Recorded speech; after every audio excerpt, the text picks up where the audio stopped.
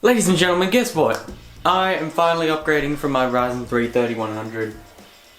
So long, you little loser, you will not be missed. To my Ryzen 5 5600. It's been long awaited. It's been countless months of GPU bottleneck by my 6600 XT, but I finally scraped enough lunch money together to buy one.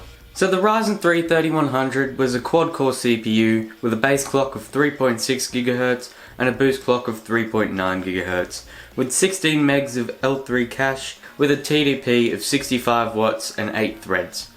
So yeah, for the price that I bought it, which was $169 back in, when was it now? It was last year January about. Yeah, it was actually a pretty good deal. However, time has passed, things have changed, and it is no longer a good deal. Considering I bought it for $169, and now the Ryzen 5 5600 costs $209, the increase in value is actually just quite frankly insane.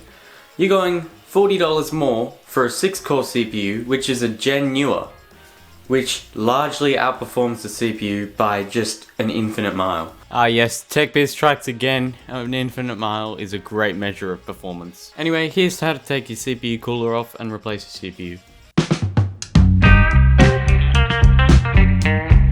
Oh my god, my cooler's dusty. Didn't expect it to be that dirty. Alright, I'll clean that later.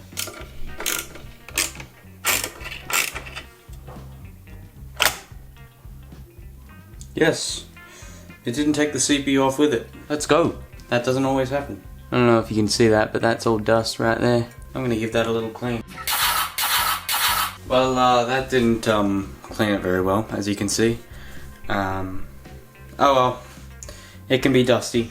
So, to remove your CPU, all you have to do is bring out the arm and lift it up at the same time. Then simply grab the CPU and put it into its clamshell cover that I'm just about to get. Grab your CPU, and you should have your clamshell here that you've probably kept, or that you should have kept.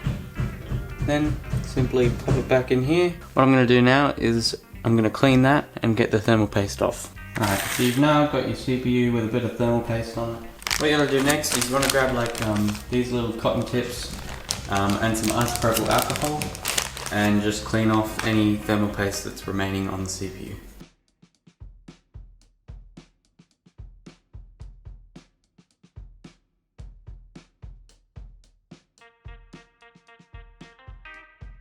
There you go, cleaning the CPU. Now onto cleaning the CPU cooler. I'm going to do the exact same thing, and I think it should be a bit easier because I don't have to be as delicate with it.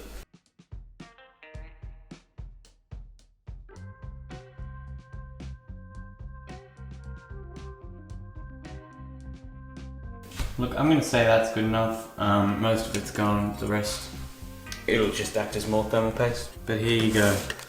The Ryzen 5 5600. I'm just going to check for no bent pins before I open it. It looks pretty good. Alright, epic. Let's go. So to install your new CPU, you want to grab it, align it with the triangle on the board. For me, the triangle's up in that corner. And you'll have a triangle on your CPU. Just let it plop into place. Triangle with the pin. Pull down on the arm, bring it out, and then in. Bam. CPU installed. Now you want to add a little blob of thermal paste, just a pea-sized blob, should do the trick. Grab your cooler, orient it the way you want it, preferably with the logo facing up. Try to align it with the holes. Now don't tighten it all the way down on one screw yet. You want to get an even spread of pressure. Just make sure all the screws lock into place first before you go tightening them like Superman. Now you want to go in a cross pattern, so I'm going to start with this one, that one, that one, that one. Pretty simple. So the reason you want to go on a cross pattern is to even out the pressure. That means the thermal paste will spread evenly, and it also means you won't cross thread a screw.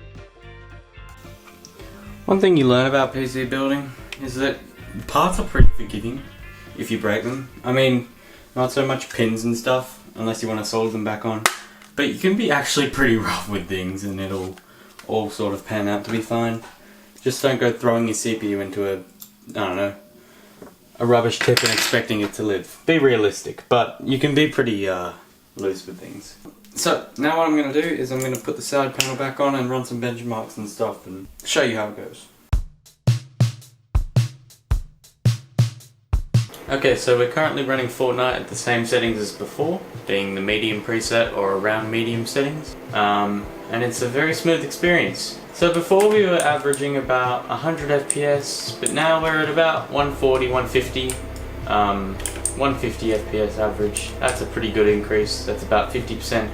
And as you can see, we are currently GPU bottlenecked. The game looks pretty beautiful at medium settings. And most importantly, our 1% lows and 0.1% lows are a lot better.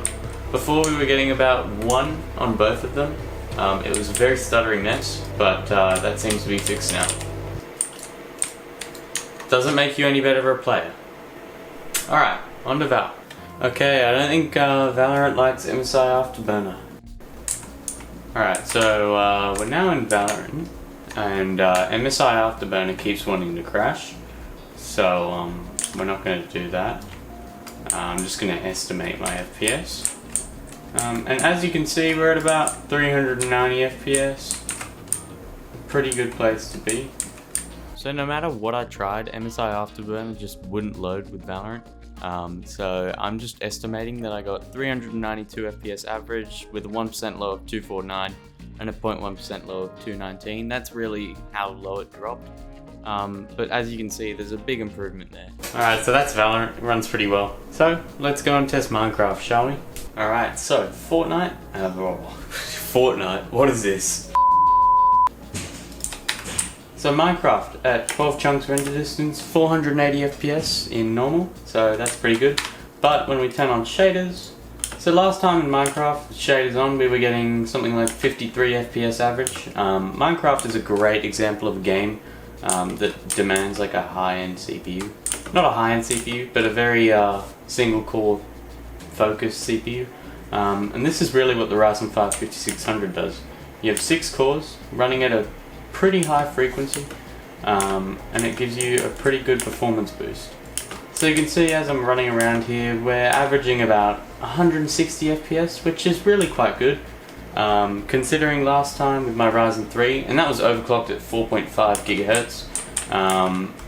We were getting around 54 FPS. It was pretty bad actually, but this is a very nice experience, very smooth.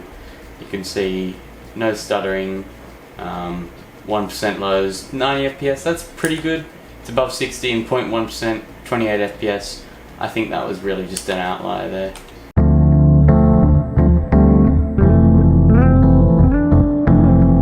So overall, the Ryzen 5 5600 is a great upgrade for anyone running a first, second or third gen CPU. It's on the lower end and sort of wants to get into that high level of performance.